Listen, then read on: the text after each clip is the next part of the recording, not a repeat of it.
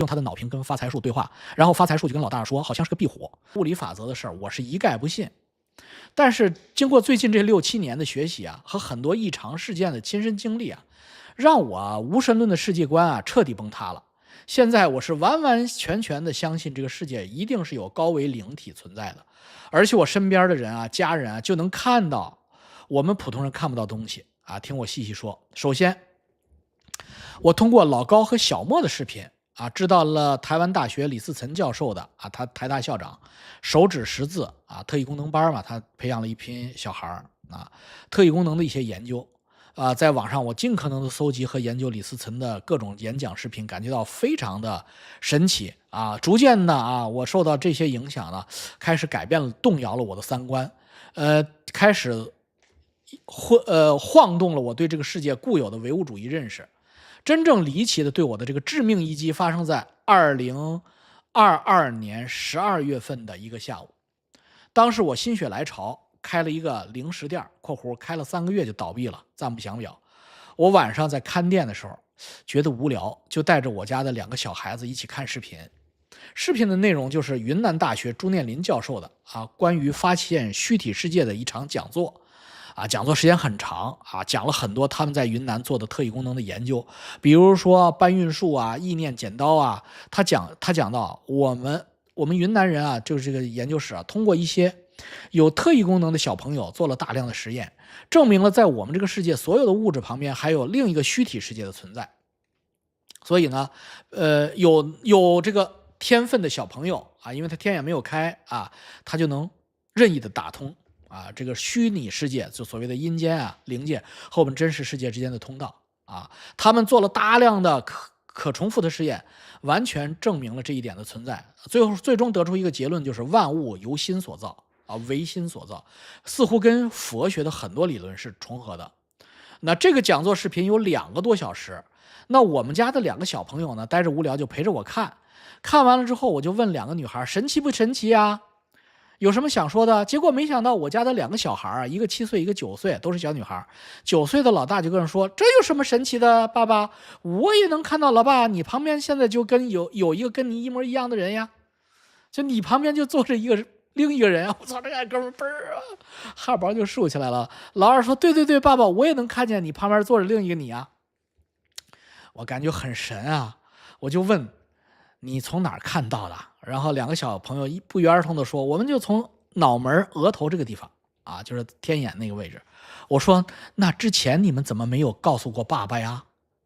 老大说，我以为大家都能看到，有什么稀罕的吗？所以我就没提呀。他们这一说，我就想起来了李嗣涔教授的研究里，那些能用手指识字的有特异功能的小朋友都是能打开天眼，而且每次用手指识字的时候都是需要打开天眼看的。而且这些小朋友只要开了天眼，甚至可以把任何物体调到天眼里，在天眼里用意念直接做功这个然后真实的世界里的物体就会根据他的这些意念发生变化于是呢，我就决定跟李嗣涔甚至说，任何物体动植物都可以通过小孩的天眼跟小孩对话沟通交流信息。于是我就决定测老大想到李嗣涔说的案例，我加上我们家老大说他也能看到我身边的东西，我就意识到不会我们家老大天眼也没有关上吧。我既觉得神奇也很兴奋，于是我就跟老大说，那你把咱们店里的物品随意调到你脑子前面那个小屏幕里边，你跟那些物品说话聊天，他们会回答吗？然后他就叫他女儿，你把方便面调过来，问问他从哪里出产的，他叫什么名字等等的。然后我家老大就照做那个他就那些物品也会跟着回答来自哪里。我们玩了一个晚上，带着兴奋我跟我们小孩子和大人互动了很久。跟他聊天的物品从店里的奶茶到口香糖到方便面到花花草草，聊了个遍，聊了很久。我很兴奋，也觉得很好玩。聊是能聊，也有问有答，但是有的时候呢这些物品也会回答不知道，比如说你是从哪儿来的，我不知道所以我会觉得对方也不是完全的胡说八道。但是我没有办法验证对方说的是不是胡说八道，对不对？于是我决定设计一个实验这个考一下我的这个老大。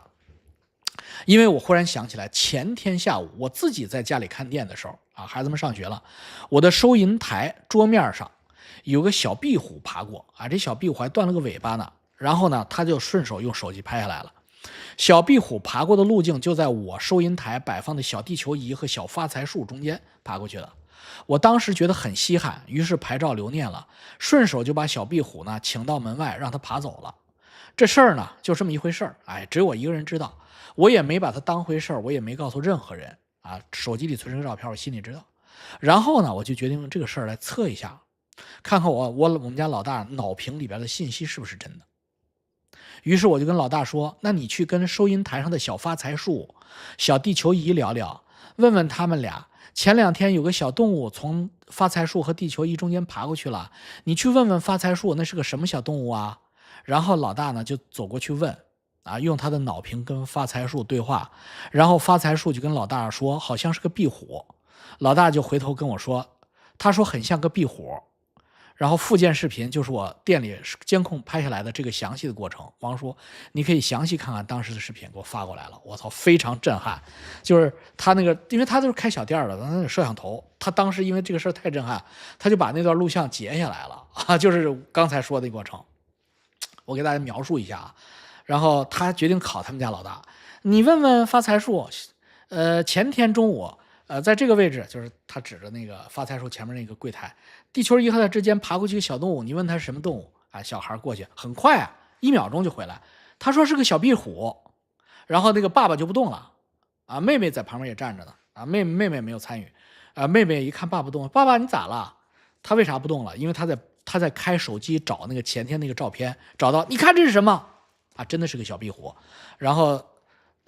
他们家老大说哇，真的是小壁虎啊。然后那个小妹妹说哇，姐姐好神啊啊，就是这么一个录像啊。这个爸爸当时就是一句话都不敢说，我都吓得。这个时候我既兴奋又觉得很神奇，又觉得好玩。最关键的是，只有我一个人知道的事儿，发财树告诉了我家老大，老大说出了只有我一个人知道的事儿，这就验证了这些信息确实是发财树传递给了老大，老大又说给我听的，完全不是老大脑屏里自己幻想的答案。这个事情有视频为证，完全验证了万物有灵论。而且开天眼的小孩子确实是可以跟任何物体、任何动植物进行沟通交流的。不知不觉我已经写了2000字了，关于玄学先分享到这里，下次再跟王叔分享我家老大能看到灵气啊，大自然的灵气，各种首饰珠宝佛珠上的灵气啊，让你们老大看看我呀啊，看看我的灵气，以及我跟李思岑教授电子邮件沟通我家老大的现象。李思岑教授指导我让老大做手指识字实验的事儿，都有视频资料，还有我家老大脑屏里的师傅教他做一些功法动作的事儿。如果老王感兴趣，我下次都发给王叔看看啊。你家老大是这方面的天才啊，一定要珍惜啊，因为这个女孩一到13、14岁啊就关上了啊，所以要珍惜这个过程啊。有师傅来教的话，要把东西记录下来啊，不要害怕。有很多人说，哎，那不是变成神经病了吧？不会的，多看老王视频啊，你就是他的导师了，不会神经病的啊。神经病来源于无知嘛，来源于盲目崇拜嘛啊。视频里边出现一个老头，一教他就变成最后老头让你脱了衣服在街边跑，他也那就神经病了。所以这个就是啊，你有一个科学的知识啊，你这个视频就是你的第3只眼睛啊，你看到的人和事儿，你是不是就跟看到路边一只狗、一只猫是一样的吗？啊，好了。